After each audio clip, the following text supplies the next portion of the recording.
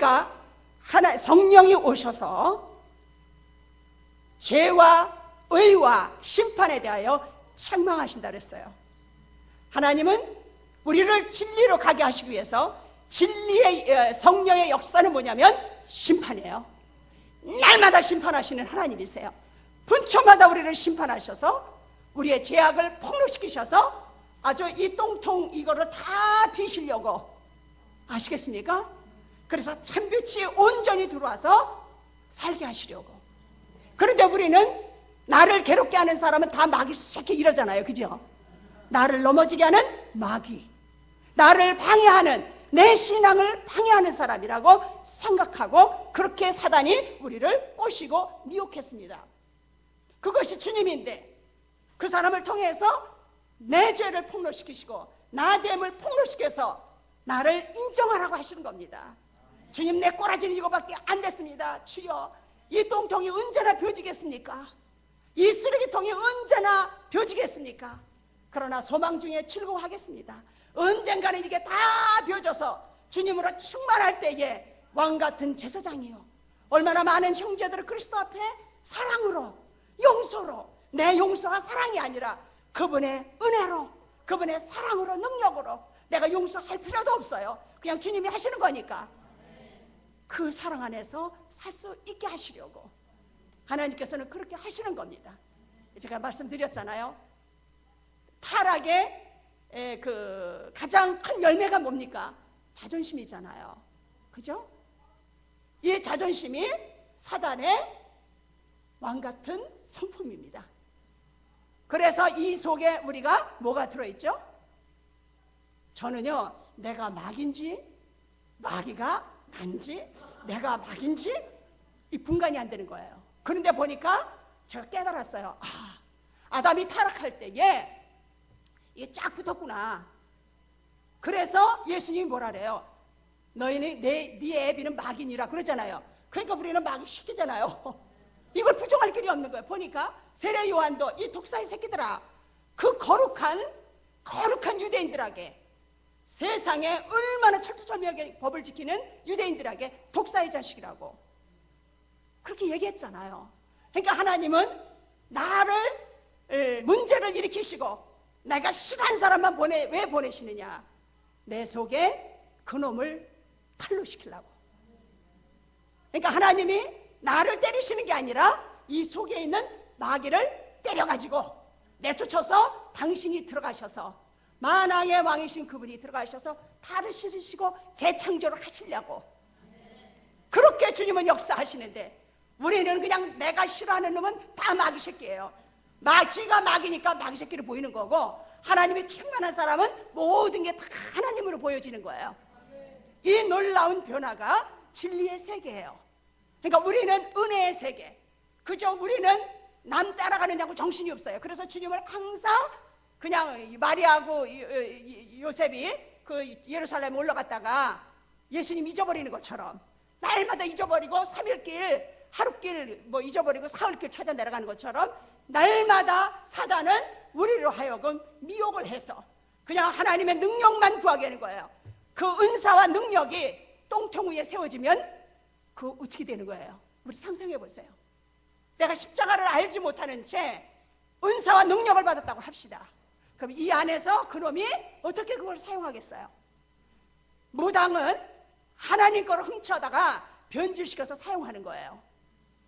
이게 얼마나 무서운 말이에요. 똑같아요. 은사자들하고 무당이랑 다를 게 없어요. 그러나 틀린 것은 그들은 마귀의 종이 돼서 마귀가 쓰는 거예요. 하나님의 것을 훔쳐다가 그렇게 쓰는 겁니다.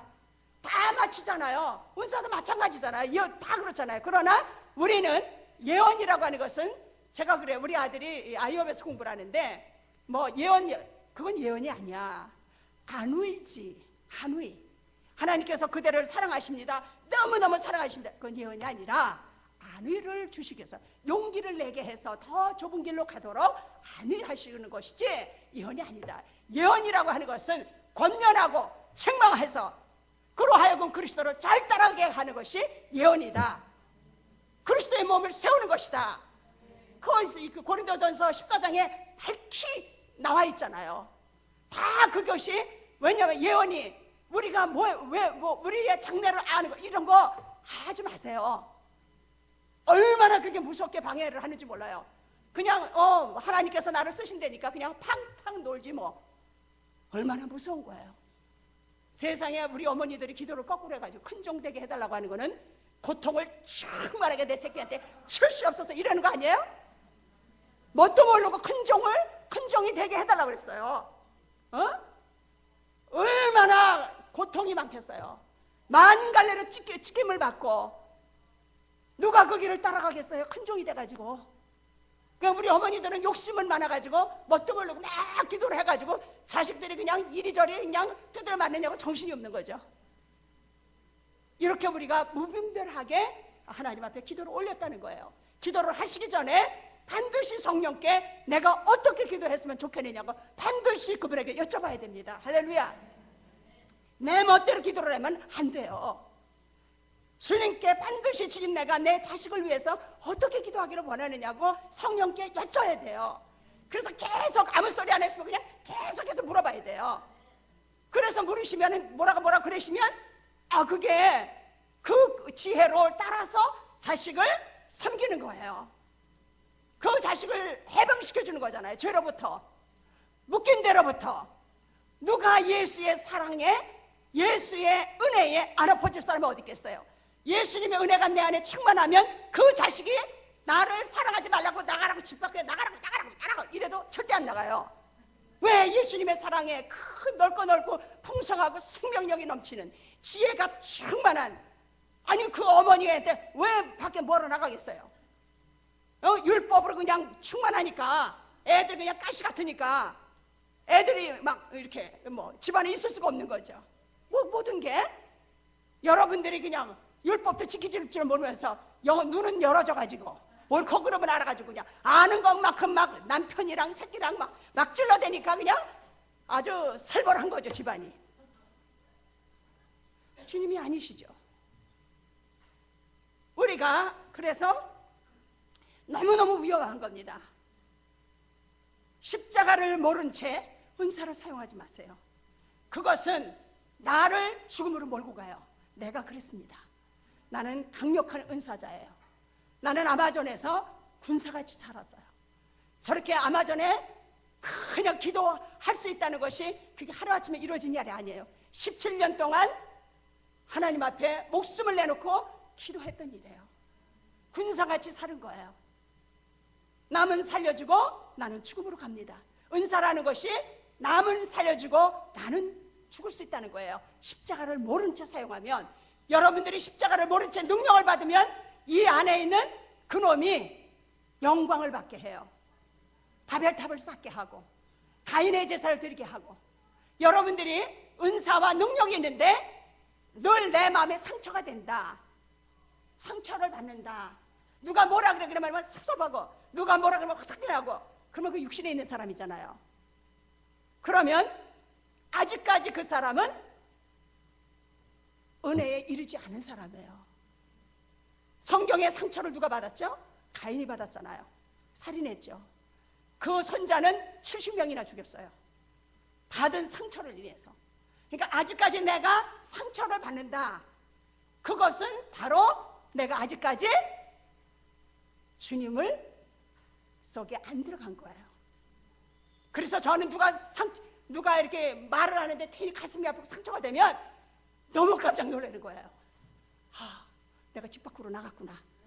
아버지 집으로 밖에 나갔구나. 어머, 주님 이거 어떡하면 좋아요. 주님 용서하세요. 그러니까 그 사람이, 나한테 상처 주는 사람이 문제가 아니라 내가 아버지 집을 나간 게 잘못인 거예요. 그러니까 여러분들은 다 거꾸로 신앙생활을 하더라고. 그죠? 한마디도 못 들어요. 한마디도. 그러면 그는 가인의 길을 걷는 사람이에요. 아벨은 늘 회개했던 사람, 늘 하나님의 마음을 품고 오실 메시아를 기다리면서, 고난의 메시아를 기다리면서 늘 그분을 사모했던 아벨이었습니다. 자기에게, 남에게 죄를 찾지 않았던, 오로지 내가 아직까지 되지 못해서 저 사람들이 그리스도의 사랑을 못 느끼는 것 때문에 내가 늘 가슴이 아파서 눈물이 강같이 흐르는 예수의 마음을 가진 사람. 여러분들은 좀 어떻게 되세요? 체크가 좀 되십니까? 내가 크리스찬인가 아직 아닌가? 이제 이게 좀 나눠지는 것 같으죠? 놀라셔야 돼요. 깜짝 놀라야 돼요. 우리가 교회에 나와 앉아있다고 천국 가는 거 절대 아닙니다. 제 생각에는 굉장히 이렇게 쉽지 않아요. 이렇게 우리가 널널하게 그런 거 아닙니다. 그런데 주님께서 우리에게 어렵게 하지 않으셨어요. 그래서 여러분들이 문제가 생기고 어려운 일이 닥칠 때 바로 여러분들에게 하나님께서 내 안에 있는 그 쓰레기를 치우시려고 하나님께서 이렇게 노력하고 계시는구나. 나가 미워서가 아니라 나를 새롭게 재창조하시기 위해서 부득불 이 쓰레기를 쳐내실 수밖에 없구나. 할렐루야 주님, 너무 땡큐. 이 용감함, 이 용맹스러움, 이 믿음을 가지고 있어야 되는 줄로 믿습니다. 아시겠습니까? 그러니까 상처가 될 때는 깜짝 놀라야 되는 겁니다. 왜냐하면 이 상처 때문에 아담이 될 테니까, 가인이 될 테니까. 내가 저놈을 마누라 때문에 못 살아, 내가 저놈을 신랑 때문에 못 살아, 내가 저 새끼 때문에 못 살아. 그거는 아담의 말이잖아요. 그죠? 그리스도인의 말이 아니잖아요. 그거는 그런 내 말하는 걸 조사를 해봐야 돼요. 저 사람 때문에면 나는 거듭나지 않았구나, 시험 들었구나. 거듭나지 않았든지 시험 들었든지. 왜냐면 때문에 이거는 아담의 말이지 그리스도인의 말이 아니에요. 그리스도인의 말은 뭐냐면 저 사람이 저렇게 고생하는 거는 내가 다 되지 못해서 저렇게 고생하고 있구나. 그게 주님의 마음이세요. 남편이 아직까지도 방황하는 것은 아직까지도 저희가 나에게 주님을 못 느껴서 내가 변화가 안 돼서 저 사람이 저러는구나 하고 내가 눈물이 펄펄 나와야 돼요. 이게 예수님의 마음을 가진 사람이에요. 여러분들은 어떠세요? 좀 깜짝 놀랄 일 아니에요? 근데 여러분들은 날마다 와가지고 징징 울잖아요. 하나님 앞에서. 하나님, 내 남편이 너무너무 속색해요. 그것도 괜찮아요. 안 하는 사람보다 나아. 그래도 와서 울다가 이게 아니구나 이러고 깨달으니까 집에 있는 사람보다 그래도 나와서 엎드려 있는 사람이 훨씬 난 거예요. 그래도 그러다가 틀렸구나 이걸 성령께서 가르쳐 줄 테니까. 우리가 기도하다가 하나님 우리 남편 좀 변화시켜 주시옵소서. 그리고 열심히 기도하면 하나님 뭐라 그러세요? 너나 변화되셔. 네 남편은 변화될 거 없이요. 그 소리를 듣고 가는 겁니다. 우리가 네 눈이 똑바로 밝혀지면 네 남편이 너를 얼마나 보호하려고 애쓰는지 밝히 볼걸. 왜 너는 네 요구대로 네 탐심대로 네 남편을 쥐고 흔들으려고 그러는 것이요. 주님이 우리를 책망하시잖아요. 이게 주님의 책망이세요. 아시겠습니까? 여러분들이 놀라워야 됩니다. 그래서 여러분들이 하나님한테 능력을 구하지 마세요. 은사를 구하지 마시고 주님을 구하세요. 아시겠습니까? 모든 것의 은사의 주인은 누구세요? 주님이시잖아요. 은사 구한 내게 은사의 주님, 그죠? 다 그분이세요. 그런데 우리가 왜 능력과 은사를 구하려고 하냐면 이 마음속에요 야망이 있어요. 내가 저 사람보다 그래도 좀 은사 하나 더 받아서 좀 왕노릇을 좀 해보고 싶은 거, 이 야심이 여기 다 있어요. 왜냐하면 아직까지 율법에서 해방이 안 됐기 때문에, 자유와 진리를 모르기 때문에, 아직 십자가를 모르는 상태이기 때문에요, 이 속에 탐심과 야망과 경쟁의식과 이 동기가요 주님을 위한 게 아니에요. 어떻게든 내가 은사 받아가지고 은사 받으면 사람들이 막 이렇게 올리잖아요. 그죠? 그래가지고 총알바지가 되게 하는 거예요. 하나님한테 총 맞아 죽으라고. 왜냐하면 십자가 없이 막 우리가 행동하잖아요. 그러면 저 사람 훌륭해, 저 사람 아마 들어가서 그렇게 살았디야, 막 이렇게 하잖아요. 그러면 내가 속에서 이러면 그냥 하나님이 총을 쏘는 거예요. 그냥 총바지가 돼서 죽는 거예요. 자랑은 악한 이라고 그러잖아요. 그게 바벨탑 쌓는 거예요. 바벨탑 싸서 내 이름을 내보려고, 그 야망을 만족시키려고 그냥 부흥사들의 능력을 구해라고 너무너무 그랬어요. 우리한테 그러니까 막 이를 박박 깔고 그냥 누가 더 은혜를 더 받을까봐 막 시기심을 내면서 막 이 더럽고 추한 난장판을 교회에서 하나님 앞에서 우리가 했잖아요. 이제 그만하고 주님을 구해야 되는 겁니다. 주님, 십자가가 무엇인지 가르쳐 주시옵소서. 나는 십자가를 모릅니다 라고 고백해야 돼요. 주님, 내 자신을 부인하려고 그랬는데 그냥 안 돼요. 십자가를 지고 너 자신을 부인하고 따라오는데 주님, 난 안 돼요. 우리가 그거부터 고백하는 겁니다. 나는 사랑할 수도 없습니다. 그냥 내 속에 똥통만 보입니다. 잔인하고 죽이고 싶고 밉고 때리고 싶고 밟아버리고 싶고 치워버리고 싶은 거, 이 악독한 것밖에는 나는 없습니다. 주님, 이 상하고 찢긴 마음을 그분한테 보여주실 때에 하나님이 가장 기뻐하는 제사에 그 제사가 내 꼬라지를 발견하고 가서 주님, 나는 당치의 변화가 안 되니 어떻게 하면 좋습니까? 당신 외에는 안 됩니다. 이 상한 마음, 시편 51편에 있는 말씀, 주께서 기뻐하시는 제사는 상한 심령이라. 주여, 나는 안 됩니다. 노력을 해도 안 됩니다. 내일이면 또 폭발할 걸.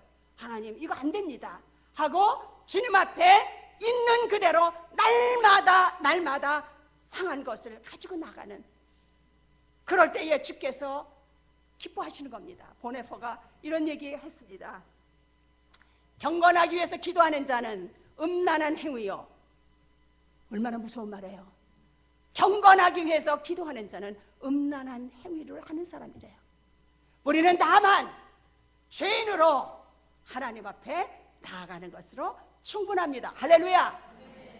그렇죠. 날마다 오늘 아침에도 순간순간 누구를 만나든지 우리가 폭로가 돼야 안 돼요? 폭로되죠. 아주 나를 수척하는 사람을 통해서도 우리는 우리 꼬라지를 보잖아요. 그러니까 하나님의 은혜를 받은 사람, 십자가를 아는 사람은 어떤 사람이냐면요, 누구를 보든지 그 사람을 통해서 나를 본다는 거예요. 오늘도 나를 회개시키시려고 저 사람이 네 모습이다 라고 아주 그냥 갖다 들이미시는 그 자비로우신 하나님이시구나. 그러니 우리가 뭐 판단할 수 있어요?